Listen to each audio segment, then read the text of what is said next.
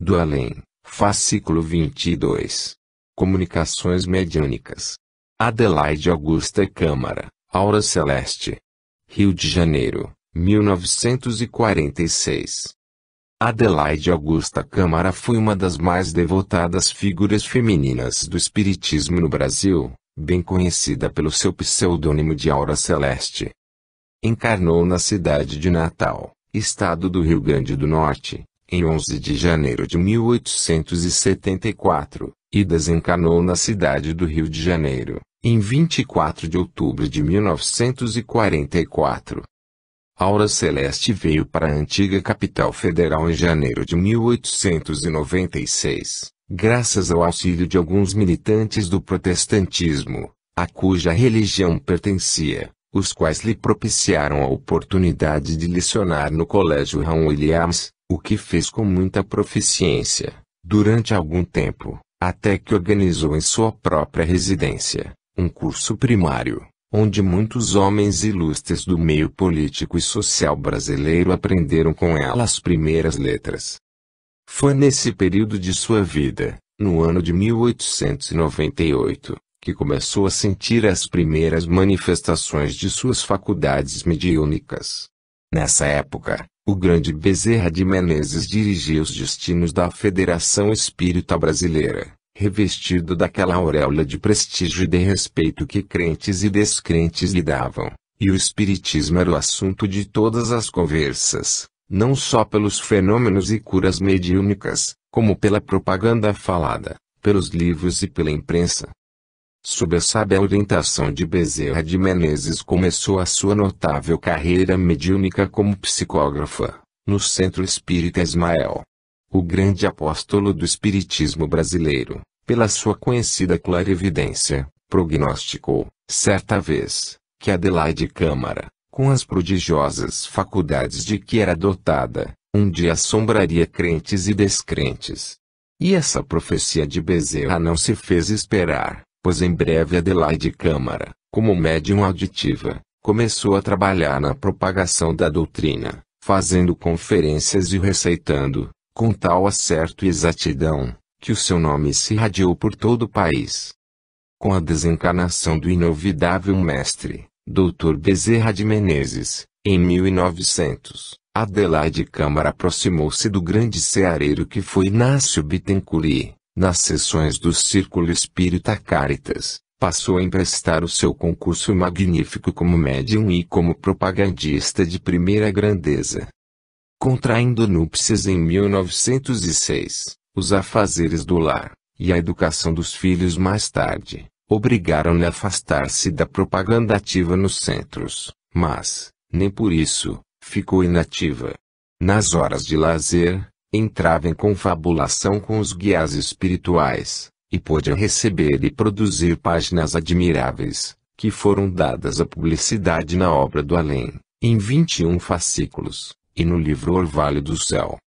Foi aí que adotou o pseudônimo de Aura Celeste, nome com que ficou conhecida no Brasil inteiro. Em 1920, retorna à tribuna e os trabalhos mediúnicos, com tal vigor e entusiasmo, que o seu organismo de compleição franzina ressentiu-se um pouco, mas, nem por isso, deixou ela de cumprir com seus deveres.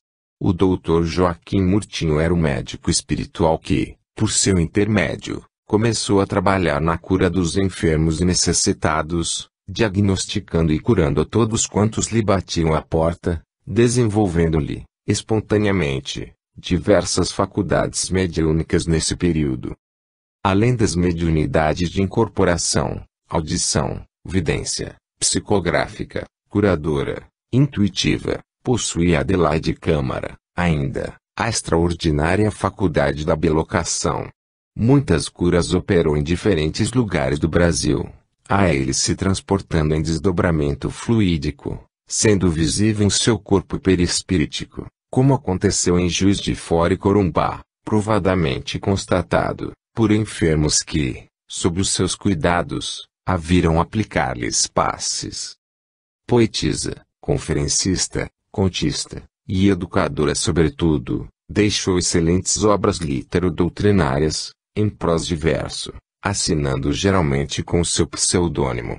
É assim que deu a público vozes de alma, versos, sentimentais, versos, aspectos da alma, contos, palavras espíritas, palestras, rumo à verdade e luz do alto. Esparsos em revistas e jornais espíritas, há muitas poesias e artigos doutrinários de sua autoria.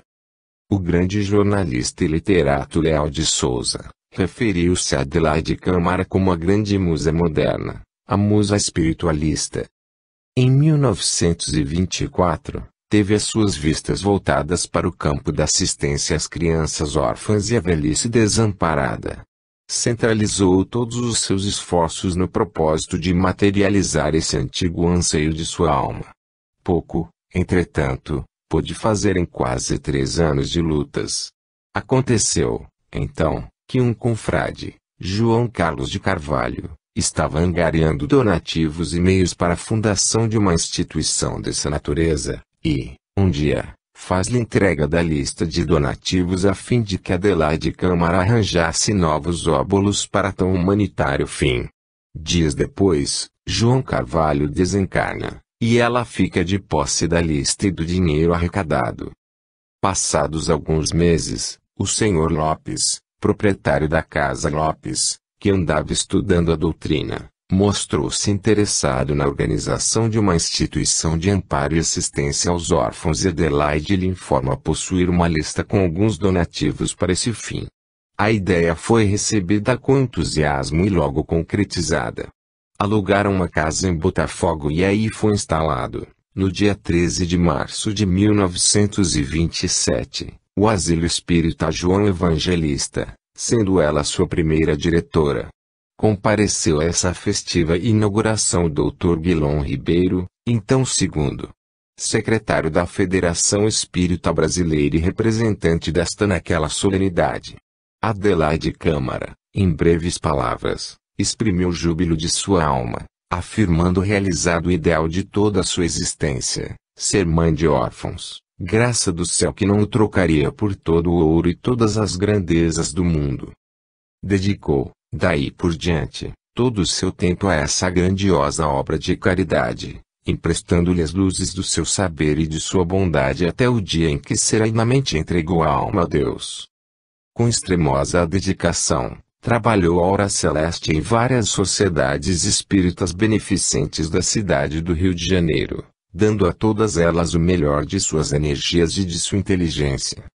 No Asilo Espírita João Evangelista, porém, foi onde realizou sua tarefa máxima, não só como competente educadora, mas também como hábil orientadora de inumeráveis jovens que ali receberam, como ainda recebem, instrução intelectual e educação moral. A vida e a obra de Adelaide Câmara foram uma escada de luz, uma afirmação de fé e humildade, e um perene testemunho de amor. Era grande educadora que ensinava educando e educava ensinando, pelo exemplo. Médium sem vaidades, sincera e de honestidade a toda prova, praticava a mediunidade como verdadeiro sacerdócio. Dotada de sólida cultura teria, se quisesse, conquistado fama no mundo das letras.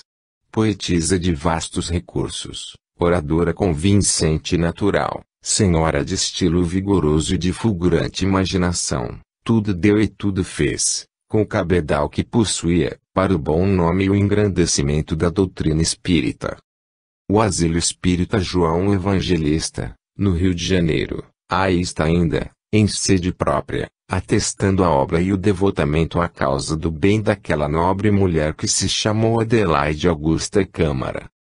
Apresentação da obra mediúnica de Aura Celeste, representada, quase toda, pela série do Além, repositório soberbo dos ensinamentos espirituais, moldados rigorosamente nos Evangelhos de Jesus Cristo, restava, ainda, farta-me-se de comunicações dos instrutores do alto, cuja publicação interrompida desde 1943, sofrera novo adiamento, por motivo da desencarnação, em 25 de outubro de 1944, dessa infatigável propugnadora dos ideais espíritas.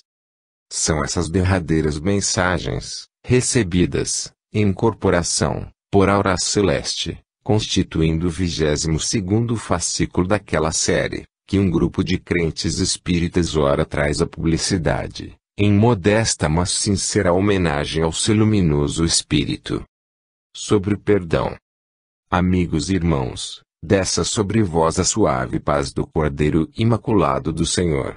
As preces que nos centros espíritas e nas associações organizadoras religiosas são feitas a Deus, no sentido do perdão e da paz no mundo, são atendidas pelo Criador do céu e da terra, conforme a sinceridade daqueles que pedem.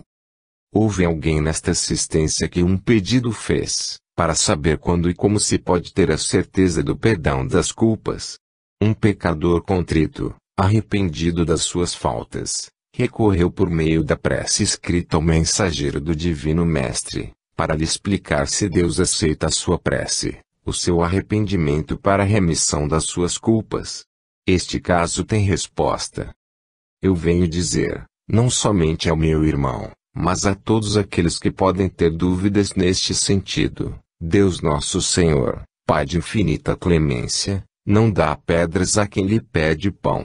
A um pecador contrito, cheio de culpas, sob o peso das suas grandes dívidas, suportando suas imensas responsabilidades, e que recorre a Deus, arrependido do mal que praticou, Deus nosso Senhor atende, e dá o perdão do seu pecado.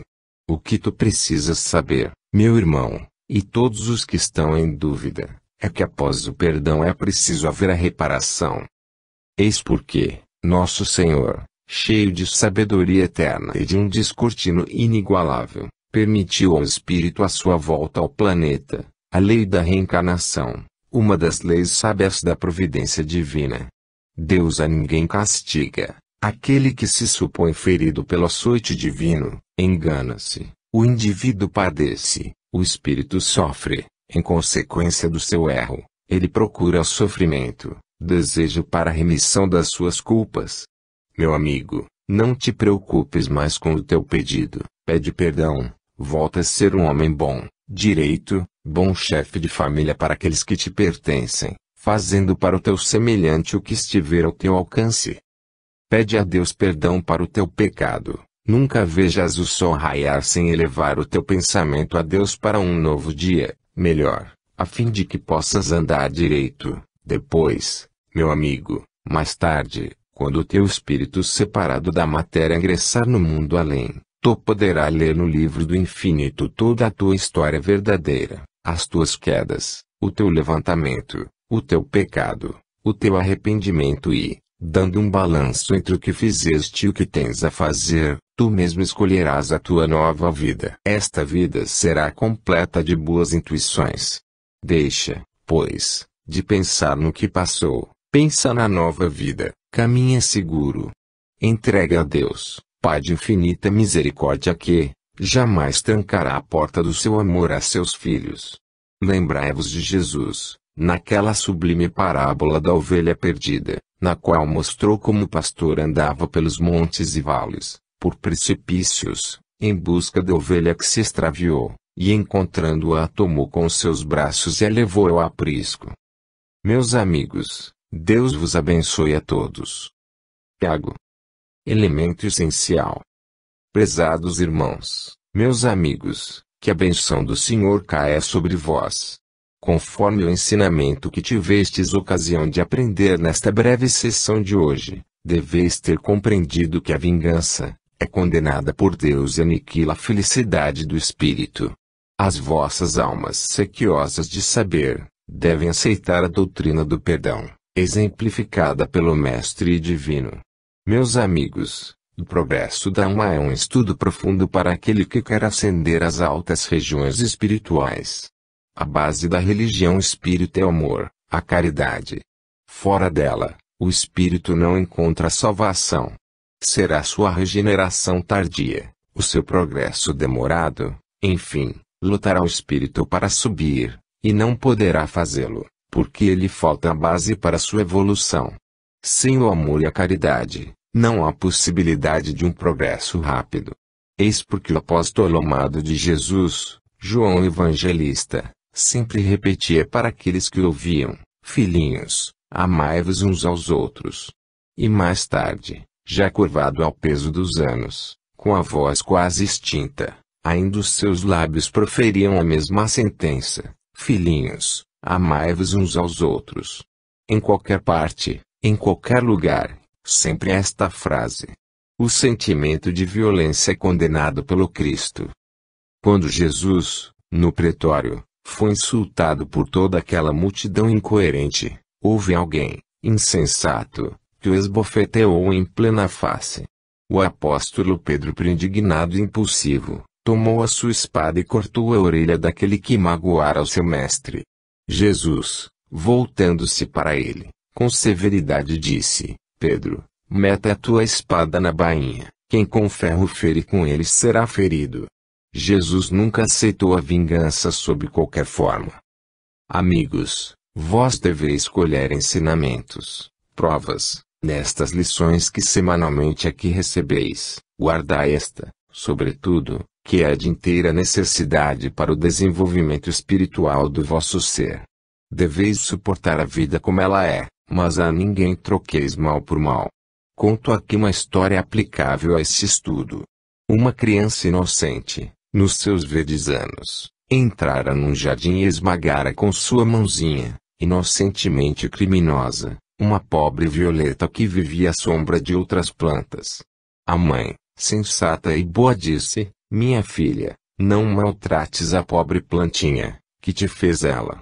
Vê como retribuiu tua feia ação, abre tua mãozinha e vê o que ela te deu. A criança, cheirando sua mão, sentiu o perfume da violenta.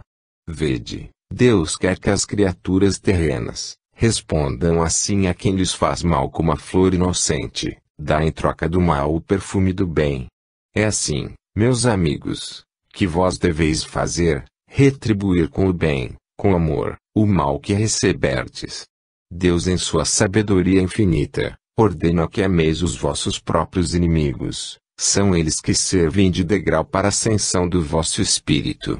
O perdão sincero eleva as vossas almas. Vigiai as vossas mentes, orai, buscai sempre a benção do Pai. Deus é amor, Deus é perdão, Deus é caridade. Deus vos guarde sempre. Almira. Conselho de uma alma feliz. Meus amigos, meus irmãos, mais uma vez convosco aqui estou. A incumbência que trago é de animar-vos, encorajar-vos nesta trajetória da vida da Terra para o espaço. Amigos, não permitais, ou melhor, não consintais que os interesses de ordem material se apoderem tanto de vós, que vos façam esquecer os interesses puros das vossas almas. Lembrai-vos sempre que sois almas e que a alma está ligada ao corpo. O corpo tem as suas necessidades, às quais deveis atender. A alma, igualmente, tem as suas precisões, que não podem ser postas de lado. Para o corpo tudo é mais fácil, se bem que o vosso mundo se ressinta de grandes dificuldades materiais. No momento, para a alma tudo é de graça, tudo depende de paciência, de força de vontade e da fé. É triste perceber que, criaturas humanas que devem ter pensamentos mais elevados, empregam suas atividades tão somente em coisas que pertencem à terra, esquecendo que tudo o que fica, ao passo que a sua alma levará para o infinito tudo quanto tiver armazenado na sua bagagem, os vícios, a caridade, as faculdades bondosas, a benignidade, o amor, a humildade, o orgulho, a avareza, a inveja, a falta de união, os sofrimentos, dores sofridas com paciência e resignação. Todos os atributos e predicados, todos os vícios, todos os maus pensamentos, serão colocados nas vossas bagagens e partirão convosco. Que será, irmãos, o conteúdo das vossas bagagens? Qual será o número mais elevado, o de virtudes ou de erros?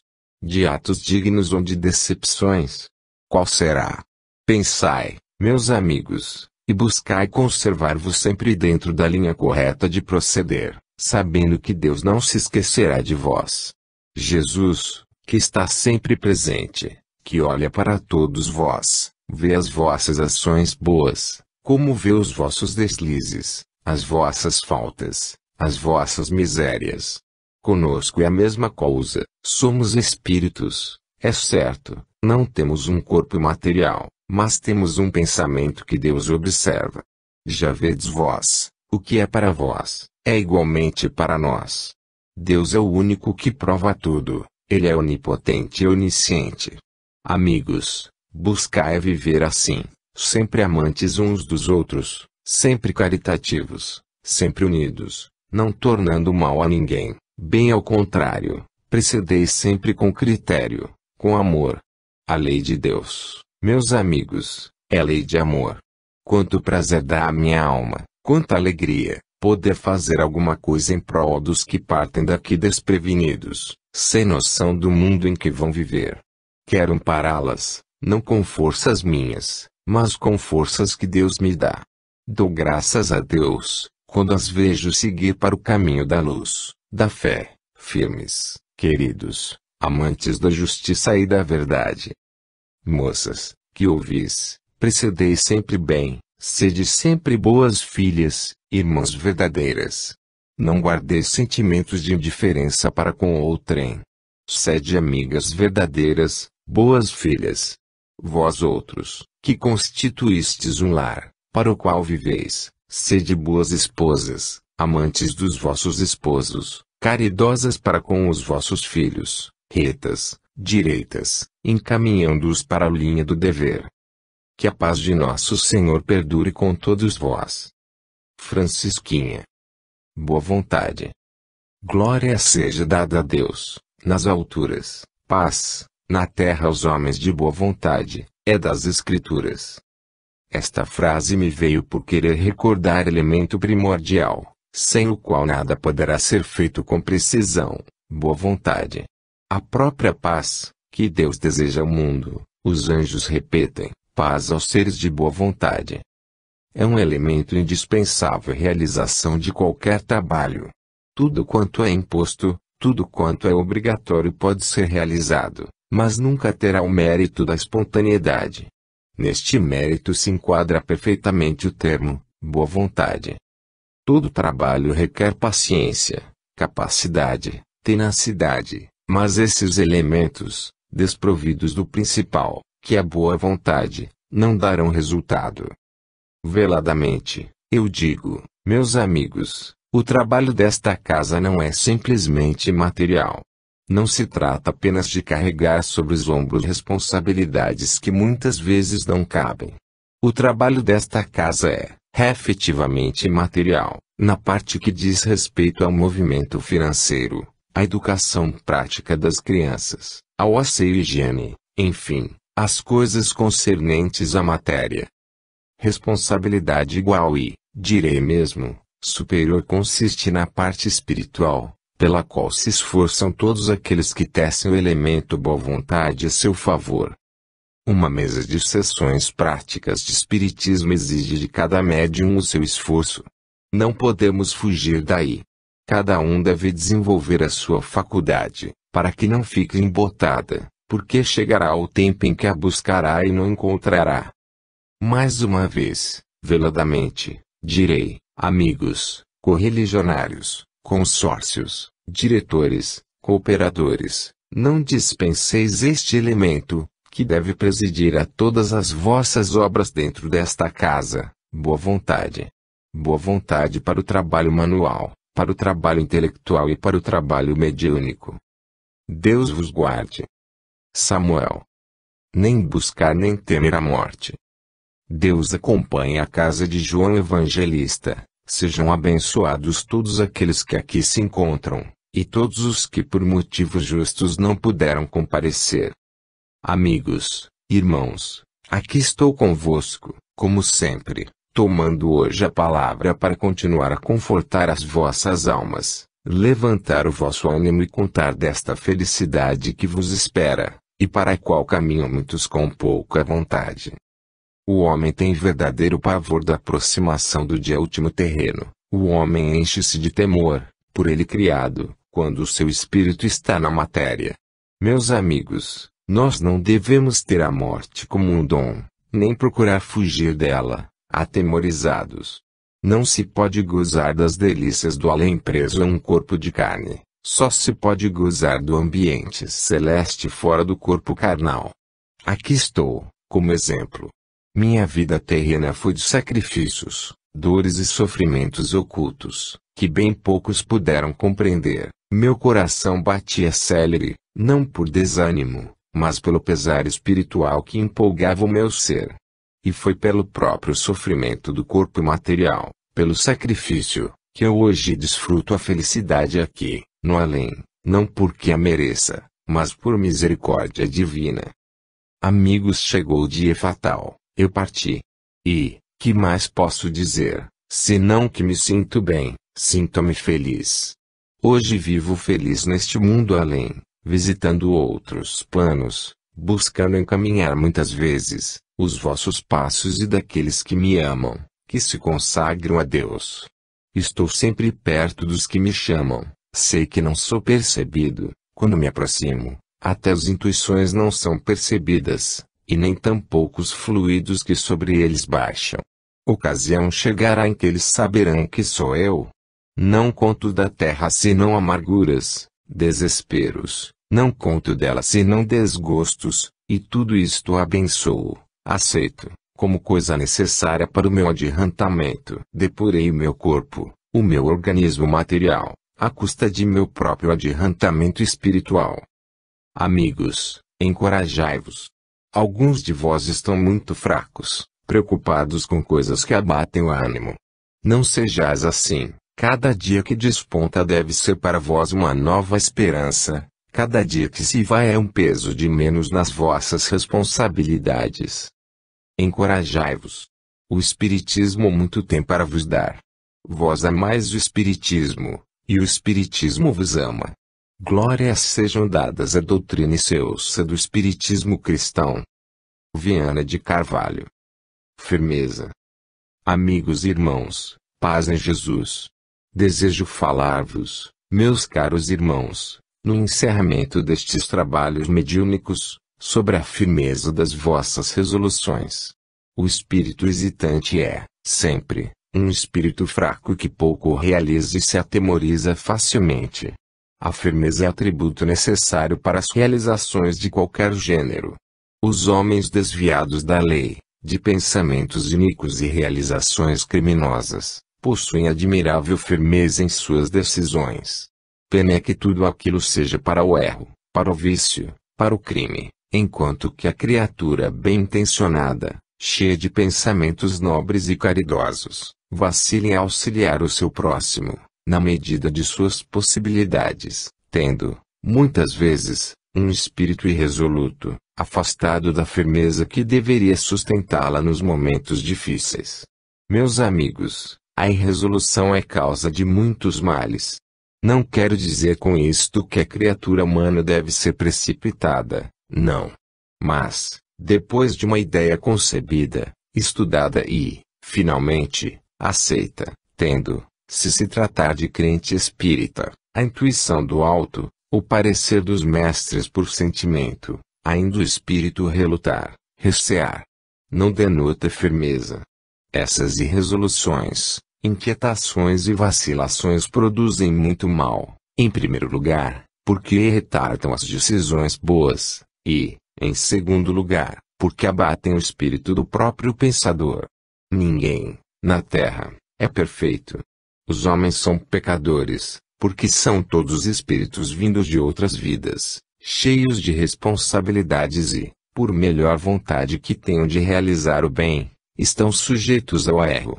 Mas não é dessa classe de homens que falo, é daqueles que maduram no pensamento resoluções boas, que o seu próprio espírito aceita resoluções, muitas vezes, de que participa o resto da família, os amigos, os íntimos, e, depois desse plano elaborado e bem estudado, o espírito vacila. Essas hesitações, meus amigos, são prejudiciais ao espírito. Nada a resolver sem um estudo paciente, acurado do tema a desenvolver. Mas, depois de tudo isso feito, depois do caso estudado e da resolução tomada, por que vacilar? Amigos, firmeza nas vossas resoluções, no vosso modo de pensar, na vossa crença sobretudo. É doloroso ver crentes espíritas, por vezes fazerem a si próprios interrogatórios a que não sabem responder. Que é isso? É a fé vacilante, a fé que oscila, a fé que não está plantada no alicerce inamovível do cristianismo espírita. Amigos, calma no proceder, calma no resolver, presteza na execução, firmeza de vontade. Deus nosso Senhor vos guarde e ampare em todos os dias da vossa vida. Tiago. Atenção! Seja louvado o nome santíssimo do Senhor. Que a bandeira da caridade cristã seja desfraldada entre vós, para que possais seguir seus estatutos, e serdes abençoados pelo Divino Mestre. Meus amigos, o cristianismo espírita é grande, é belo, é promissor de grandes bênçãos, nada de vós exige que não seja para o vosso benefício presente e futuro. O cristianismo espírita vem abrir vossos olhos à luz da verdade, fazer-vos compreender as vossas responsabilidades, como criaturas de Deus, filhos diletos, que devem seguir os mandamentos do Cristo, confiantes na sua promessa, praticando o bem relativo às vossas possibilidades. O bem grandioso, referente às possibilidades de Deus, é infinito, porque para Deus nada é impossível. Por conseguinte, para vossas almas todas as bênçãos são possíveis, tendo por base a justiça e a caridade. Amigos, o tempo é propício para preces, a época atual é de dores e vós deveis dar graças a Deus porque vos toca apenas esta pequena parte do pavor, da luta das responsabilidades tremendas que cabem a outros, das quais terão um dia que dar conta, pois violam conscientemente o mandamento divino. Deus não restringe condições para o seu mandamento. Deus não quer que o homem mate. Ele exige o cumprimento da sua lei. Mas o homem sempre pratica atos contrários aos mandamentos divinos, olha para suas forças materiais, esquecendo os deveres da alma. O dia virá em que o corpo abatido irá para a sepultura e a alma desnuda, sem virtudes, se apresentará no além. Ai daqueles que derramam sangue, matando inocentes. Ai daqueles covardes, que prometem o bem fazendo o mal.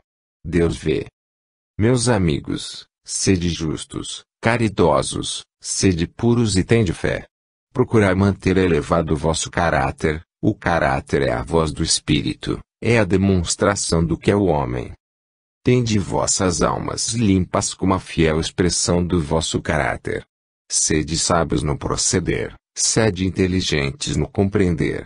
Que Deus vos abençoe e vos guarde. Tiago. Aproveitemos o tempo. Meus amigos, a contingência da vida é ligada ao curso dos acontecimentos, até certo ponto inevitáveis, o que não significa, de nenhum modo uma fatalidade, mas um compreensível determinismo. O fato é que o tempo é fator essencial em todos os momentos da vida do homem. Quem sabe aproveitar o tempo ganha em experiência, em sabedoria e em proveito. Quem desperdiça o tempo perde em sacrifício, perde em oportunidade. Aprendamos, pois, nós os espíritos do espaço e especialmente vós, os espíritos encarnados, a empregarmos o nosso tempo convenientemente. Cada coisa em seu lugar, cada trabalho na sua própria hora, sistematicamente, enfim, nossos afazeres devem ser colocados dentro da órbita das nossas possibilidades. As pessoas que costumam dizer há muito tempo para eu fazer isto, se enganam. Cada coisa, cada trabalho, cada ofício deve ser exercitado no seu devido tempo, porque a marcha dos acontecimentos será mais suave, tudo será mais prático. Não haverá este retraimento constante que é reparado em certos povos. A oportunidade é coisa essencial na vida do homem. Para que sejamos pontuais é preciso que tenhamos noção exata do que é a vida. Para empregarmos o tempo é preciso que conheçamos o seu valor. Quando vós partirdes da terra para o espaço, vereis que não obstante não haver lá dia e noite, como no vosso mundo, tudo é feito com peso e medida, quero dizer, dentro da sua hora propícia. Aprendei, pois, asserdes pontuais em tudo, compreendendo que o tempo que passou não volta mais, se bem que ele é eterno, o que passou não retorna. Deus vos guarde e abençoe sempre. Neri. Conselho à meditação. Meus amigos, meus irmãos, Deus vos guarde. Estais no fim da vossa sessão de estudos práticos de Espiritismo. Praz aos céus que, meditando sobre os conceitos aqui expendidos, possam as vossas almas tirar algum proveito.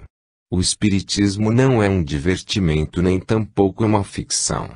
É uma realidade impalpável para as vossas almas, uma ciência infinita, cujo desenvolvimento só o estudo produz. Observai, estudai, meditai sobre os fatos, os depoimentos e a teoria espírita, e as vossas almas tirarão disso grande proveito. Que Deus vos acompanhe em paz e guarde sempre. Max. Famílias. Meus amigos, Deus seja louvado entre todos vós. Os laços espirituais, que unem as criaturas, são fortes e são criados pelo próprio Deus. Ele as acompanha, na terra com o seu olhar protetor, abençoando aquelas que procuram seguir a reta que conduz ao bem. Meus amigos, há famílias espirituais e famílias materiais. Mas a felicidade maior existe quando o espírito penetra no seio de uma família e os laços espirituais se unem aos laços materiais.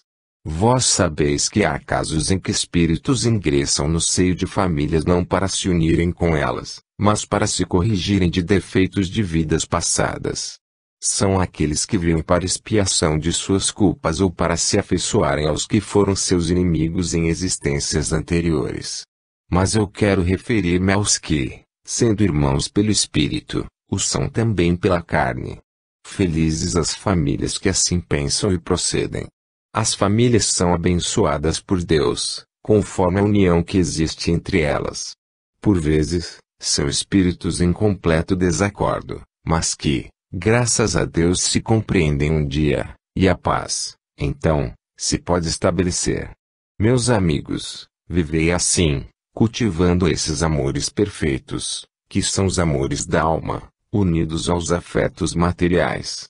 Deus abençoa as famílias desse modo constituídas.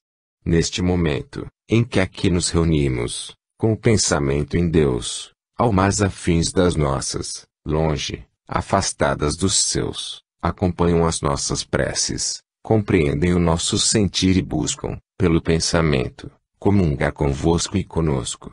São criaturas cuja preparo espiritual vai em evolução, afastadas dos seus por motivos tão desagradáveis, mas necessários. Ainda assim, mantém o pensamento alerta, para, nesta hora, terem uma comunhão feliz convosco e conosco.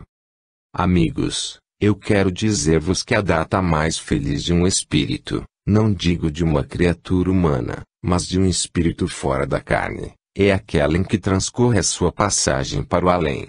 O mundo a comemora, às vezes com tristeza, lágrimas e luto, mas nós outros, festejando a entrada no além, nos rejubilamos, porque esse é o dia da nossa libertação. Qual o espírito que, encarcerado num corpo de carne, não se sente feliz quando ganha a liberdade do espaço? Todo aquele que é bem intencionado se sente feliz na amplidão celeste. No meu caso, não mereço de Deus as luzes que tenho recebido. Procuro ser bem intencionado e caminhar pela réstia de luz que os outros me deixam, mas reconheço que a misericórdia de Deus é muito maior que todo o meu esforço, e, por isso, dou, e peço a vós que também deis, graças a Deus, em meu nome, pela evolução que Ele me permite ter. Deus vos guarde. Francisquinha. Justiça e misericórdia. Amigos e irmãos, a paz do Senhor esteja com todos vós.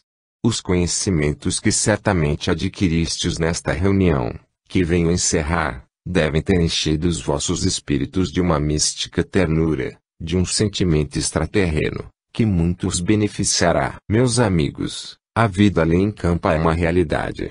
Vós tendes tido dela testemunhos solenes, de que não podeis duvidar e, agora, mais uma vez, o além se vos revela cheio da sua pureza, do seu encanto, da sua verdade e da sua justiça.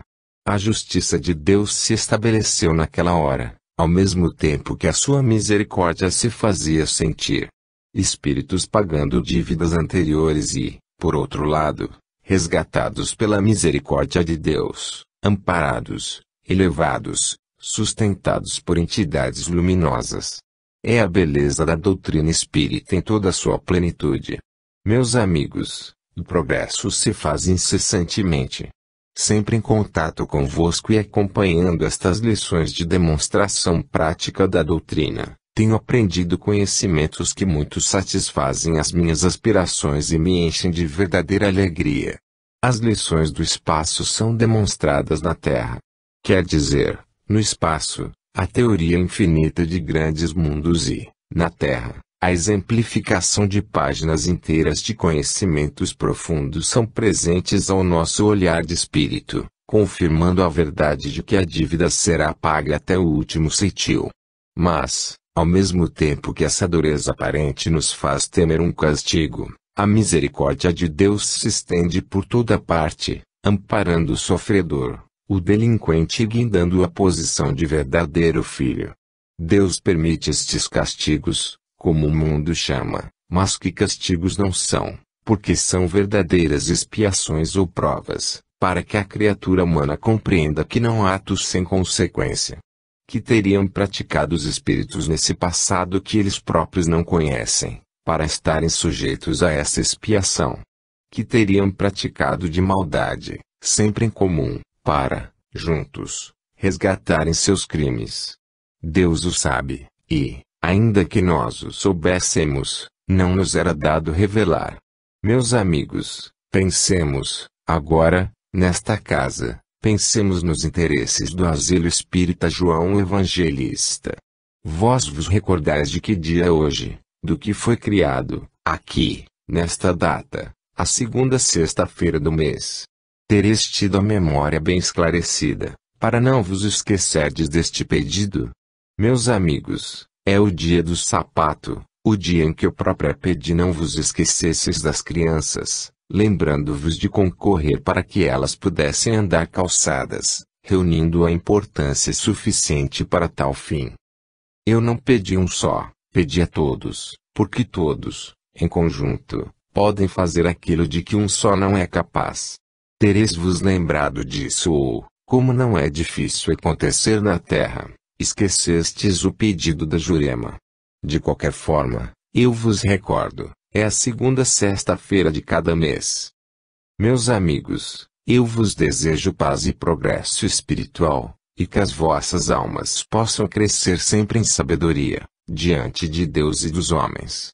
Que as experiências aqui registradas constantemente aos vossos olhos sirvam para iluminar o vosso caminho, elucidar as vossas ideias, fazendo-vos compreender a verdade inteira do Espiritismo, que vos convida à caridade, à justiça, ao perdão e ao amor. Deus vos guarde. Jurema. O que é fazer o bem? Meus amigos, meus queridos irmãos, Deus vos guarde. A todo momento, nas sessões de caridade espírita, são ouvidas expressões como esta, que todos nós possamos fazer o bem o que indica que as criaturas terrenas têm a compreensão de que alguma coisa de bom poder fazer. E esta súplica fervorosa sobe, constantemente, para o alto, invocando a proteção daqueles que correm em auxílio dos que pensam bem. Mas, meus amigos, em que consiste o fazer bem? É preciso que o crente espírita inteligentemente busque compreender o bem.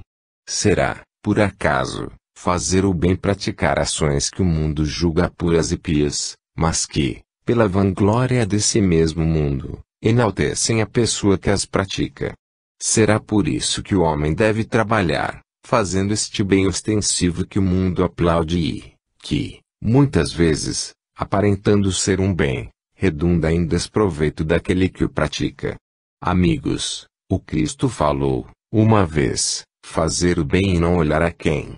Que significa essa expressão partida dos lábios de quem jamais mentiu, jamais teve pensamentos insensatos, de lábios que só proferiam sentenças retas e justas, fazer o bem sem olhar a quem. Amigos, o Divino Mestre, quando tal pronunciou, se referia àquela casta de judeus que olhava sempre para o indivíduo da sua própria raça, jamais para homens a quem considerava estranhos.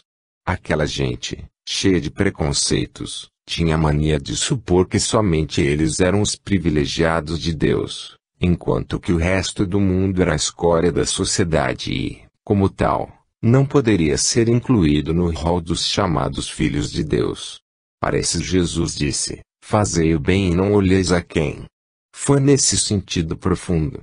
Dentro do cristianismo não pode haver distinções de raça, de cor, de língua, nada disso. Não pode haver preconceitos nem escolhas. O bem é sempre o bem. Este é o aspecto pelo qual Jesus quis que a sua palavra fosse compreendida, fazer o bem sem olhar se a criatura que o recebe é seu patrício, seu irmão em cor, seu irmão em raça, seu irmão material. Nada. É um necessitado, eis tudo. Há criaturas humanas que fazem certas separações, a seus olhos seletas, entre os homens. Mas, meus amigos, cada indivíduo é portador de um espírito, e esse espírito partiu de Deus. Eis a razão pela qual todos são irmãos. Quando vós quiserdes beneficiar, olhai um ponto, a necessidade. Para que vossos recursos não sejam esbanjados à toa, olhai para aqueles que realmente precisam e que, muitas vezes, são desta espécie de pobreza que não estende a mão. Amigos, a outra caridade que não deve passar desapercebida ao espírita cristão, é a caridade moral, a assistência que se deve ter para com os que se julgam falidos e desfalecem sob o peso da cruz, que se julgam abandonados dos homens e procuram refúgio em almas que os compreendam.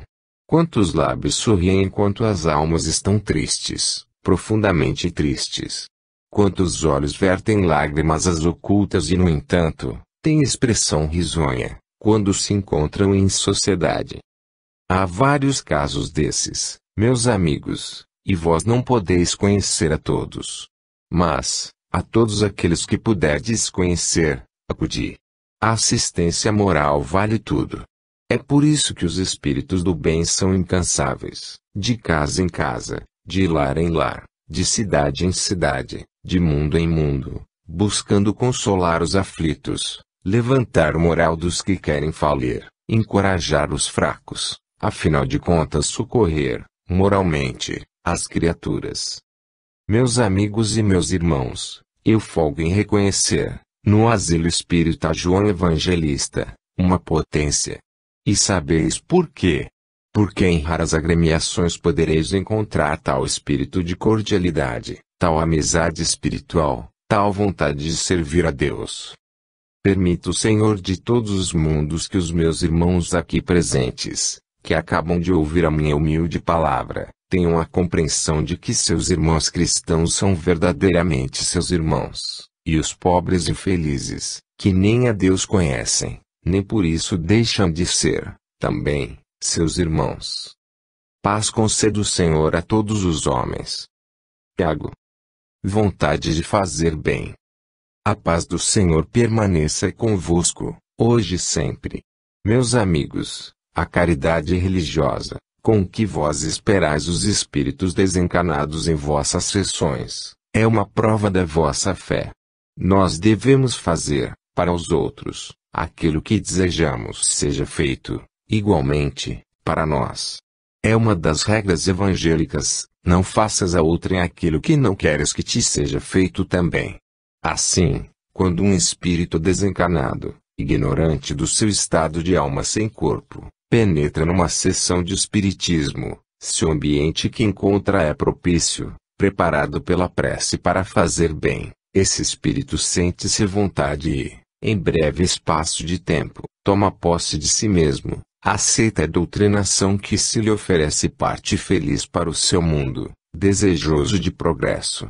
Quando, ao contrário disto, o meio, para o manifestante, não é propício, nota-se, então, a doutrinação fraca, o espírito insensível, o ambiente pesado e a sessão francamente sem proveito. Assim, pois, meus amigos, convém frisar este ponto, no asilo espírita João Evangelista. Sempre que vos reunirdes, fazei como hoje fizestes, pensamentos ao alto, coração amigos, vontade de fazer bem. Vossos irmãos do outro plano da vida, mesmo aqueles que não se manifestam, que não tomam médium, se sentem beneficiados pelos eflúvios sinceros das almas cristãs, em prece a Deus. As relações sociais, não cultivadas, periclitam. Assim também as relações espirituais, não cultivadas, podem cessar. Que fazeis vós para com os vossos amigos, aqueles a quem de perto estimais, lá por qualquer razão que não venha pelo discutir? Procurais avistar-vos com eles, tendes prazer com a sua presença, trocais com eles visitas, sois, enfim, amigos dos vossos amigos. Sede-o, também, dos vossos amigos espirituais, não somente dos que vos podem servir, que vos ajudam e amparam nas vossas tristezas, mas também daqueles que precisam da vossa palavra, do vosso conforto, do vosso auxílio, das vossas preces. Sede amigos desses pobres seres, e muito tereis concorrido para o estabelecimento da cadeia firme de solidariedade cristã que o Cristo deseja ver fortificada entre os dois mundos, o visível e o invisível. Meus amigos, nunca demais fazer-vos uma advertência, nesta época em que o mundo se esquece de Deus e se entrega à folia mundana. Guardai-vos impolutos de todos os vícios. Homens, que me ouvis, tende as vossas almas limpas, não as chafurdeis no lodaçal do vício, nesta crise em que as criaturas como que se desconhecem a si próprias, para se lançarem inteiramente no pecado, nesse barato profundo de vícios, dores e sofrimentos. Guardai-vos impolutos. Ninguém vos diz, trancai-vos às 7 chaves, guardai-vos, ocultai-vos, para não verdes, nada disso. Dizemos, apenas, guardai as vossas almas impolutas, nesse tremendo furacão que se aproxima e que permita a Deus seja atenuado, este ano, pela visão sangrenta de outras terras, onde a guerra impera. Amigos, Deus vos abençoe a todos. Que a sua paz perdure convosco, hoje e sempre. Max. O homem livre. Irmãos amados e meus amigos, eu vos desejo a paz que Jesus quer para este mundo, tão afastado dele. Eu vos desejo progresso espiritual e vontade de fazer bem. Meus amigos, a liberdade de pensar, a livre ação, o livre-arbítrio, são faculdades que Deus concede ao homem, das quais ele se pode utilizar com proveito. No entanto, o abuso que a criatura humana faz dessa liberdade a conduz, muitas vezes, ao precipício, ao erro, ao abismo da perdição. Sou livre, diz o homem, sei pensar, posso agir livremente, porque Deus assim o permite. Não admito outras reflexões além daquelas que o meu pensamento aceita. Não quero ser interrompido no meu modo de pensar, não quero ser criticado no meu modo de agir. Sou uma criatura livre, filho de um país independente e, portanto, com todo o direito à liberdade, não só material como de pensamento. Eu sou livre pensador. Amigos, quando o homem assim fala, nós, que lhe podemos observar todos os passos e, no íntimo do seu ser, manifestações inteiramente contrárias a esse espírito aparentemente justo, que revela, dizemos, pobre criatura. Tu te preocupas em tecer as armas com que has de prender a tua própria liberdade e cercear a tua ação. És o primeiro a fazer mal a ti mesmo. O pensamento livre, que Deus te deu, tu desvias para o mal, e a consequência desse mal cairá sobre ti.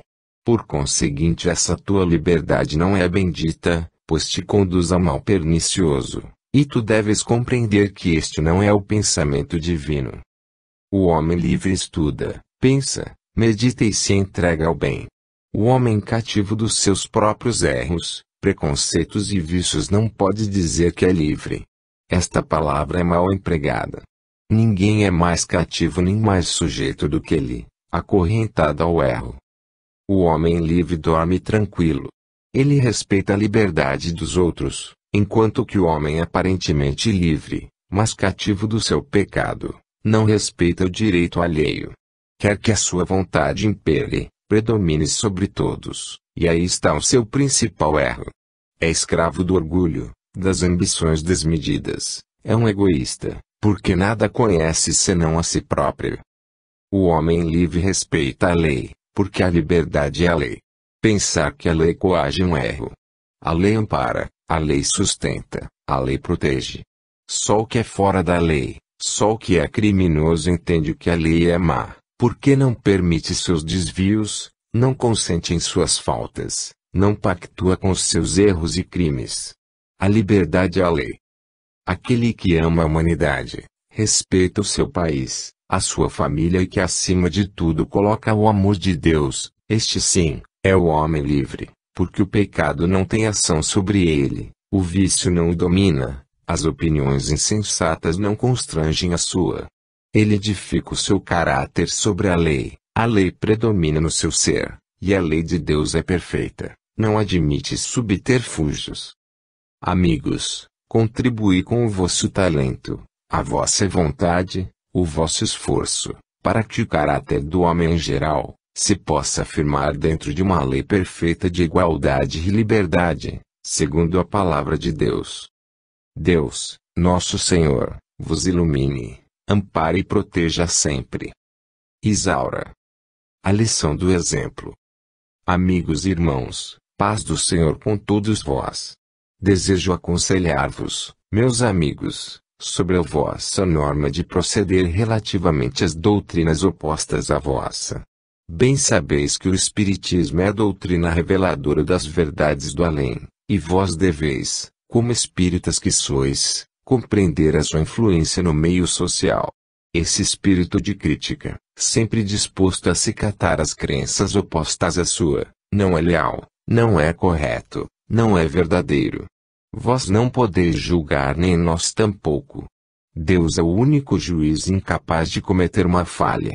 Assim, pois, quando estiverdes em contato com as criaturas de crença oposta à vossa, pedi por elas, em prece a Deus porque sabeis que a vossa crença é verdadeira, sabeis que o Espiritismo caminha para Jesus, sabeis que o Espiritismo explica as grandes dores da alma, fazendo o padecente aceitá-la com relativo prazer. Sabeis todas essas verdades e, mais, que as provas vos são necessárias, porquanto, sem elas, não poderíeis pagar as vossas dívidas, e elas têm que ser pagas até o último ceitil. Elas não sabem essas coisas. Creem num perdão todo diferente daquele em que vós acreditais. Têm ideias inteiramente opostas às vossas.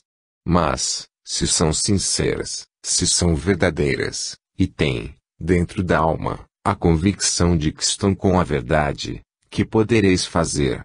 Criticá-las, malsiná-las? Jamais. Deus é o único que as pode encaminhar. Procedei, diante dessas criaturas, como um exemplo vivo de fé. Esta linguagem de exemplo será mais eficaz do que qualquer das vossas palavras. Meus amigos, em tudo a verdade há de sobressair. Não vos mortifiqueis, porque ela sobrenada, ela há de aparecer, clara e límpida como um dia de sol. Meus amigos, a verdade é esta. Vós quereis convencer o mundo do que há em Espiritismo. É justo o vosso desejo, mas, muitas vezes, do modo por que o fazeis, como a vossa linguagem e o vosso proceder, desmentis tudo aquilo que tendes em mente realizar. Sede calmos e pacientes e sede, quanto possível, modelos de uma existência pura, diante dos homens. Eis a verdade espírita. Jesus curou enfermos, Jesus praticou outras tantas obras, a que os homens denominaram milagres, mas Jesus foi, antes de tudo, o verdadeiro exemplo do bem. Imitai-o. Deus vos guarde. Tiago. Conceitos errôneos. Meus muito amados irmãos, desça sobre vós a paz bendita do Salvador. Desejo, caros amigos, entreter convosco alguns minutos de palestra, para o prazer do meu espírito e conforto das vossas almas. O ponto que escolhi e para o qual chamo a vossa atenção, posso assim intitular: conceitos errôneos. As palavras do Divino Mestre nos Evangelhos necessitam ser compreendidas